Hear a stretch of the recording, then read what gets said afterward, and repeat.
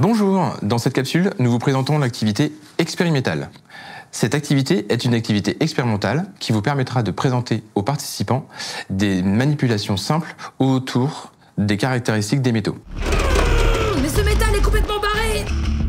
Mais non, il ne sera pas question de force ici.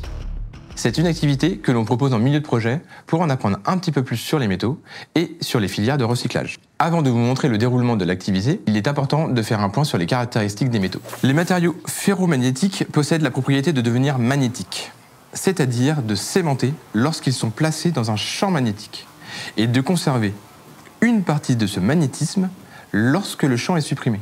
Les matériaux ferromagnétiques sont constitués d'éléments métalliques tels que le fer, surtout, le nickel et le cobalt, qui leur permettent de prendre une forte aimantation. Je vous laisse lire la suite du diaporama pour en apprendre un petit peu plus sur ces caractéristiques. En ce qui concerne le fonctionnement d'un aimant est un matériau développant naturellement un champ magnétique et capable d'attirer du fer, le nickel, le cobalt, le chrome. Un aimant possède un pôle nord et un pôle sud. Les pôles de même nature se repoussent, ceux de nature différente s'attirent. Les aimants sont donc des dipôles magnétiques, dont les pôles sont inséparables, l'existence d'un monopôle magnétique étant exclue jusqu'à preuve du contraire. Je vous laisse ensuite lire la suite de ce diaporama.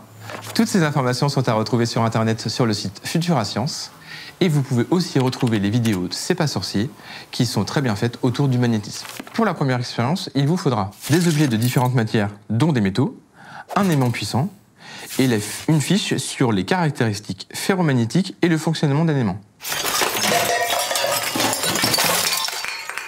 Je sais que je suis attirant, mais quand même!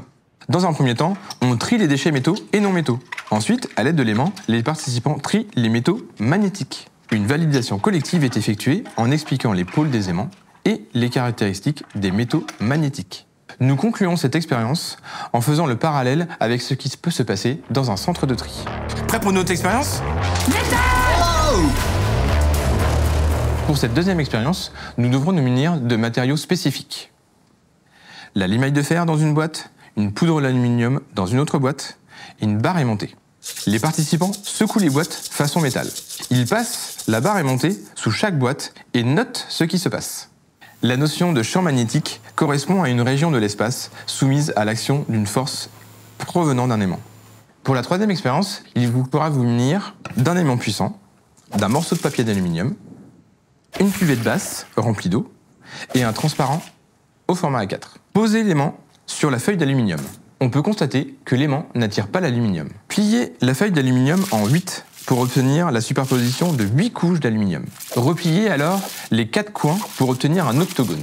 Avec l'air emprisonné, la feuille d'aluminium ainsi pliée flotte sur l'eau de la bassine. En faisant tourner l'aimant au-dessus de la feuille d'aluminium, on observe qu'elle se met à tourner. On peut intercaler un transparent entre le disque d'aluminium et l'aimant pour montrer que la rotation ne résulte pas des mouvements de l'air. Lorsque les pôles d'un aimant font des cercles au-dessus d'un disque d'aluminium, la variation du champ magnétique entraîne la création des courants de Foucault. Une expérience sacrément déjantée! Les différentes expériences que nous venons de vous proposer permettent d'aborder la thématique sous l'angle scientifique. Attention, on ne vous demande pas d'être expert, juste de montrer et de vulgariser les sciences. Vous retrouverez les explications sur Internet. Le but est de manipuler et de se poser des questions. Merci de votre attention et expérimentez bien.